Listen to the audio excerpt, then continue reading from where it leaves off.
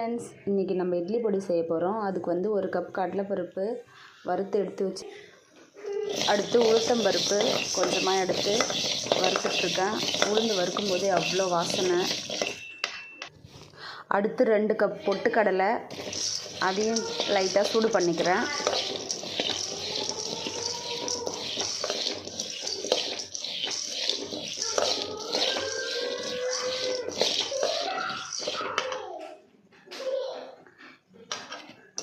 இது சூடு பண்ணதுக்கப்புறமா 10 காஞ்ச மிளகாய் எடுத்து லைட்டாக சூடாக வறுத்துக்கலாம். அதுக்கப்புறமா 1 ஸ்பூன் சீரகம் எடுத்து லேசாக சிம்மில் வச்சு வறுத்துக்கலாம்.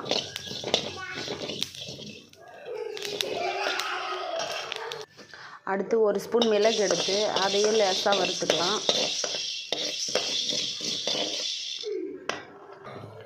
இப்போது இந்த இட்லி பொடிக்கு தேவையான அளவு உப்பு சேர்த்துக்கலாம்.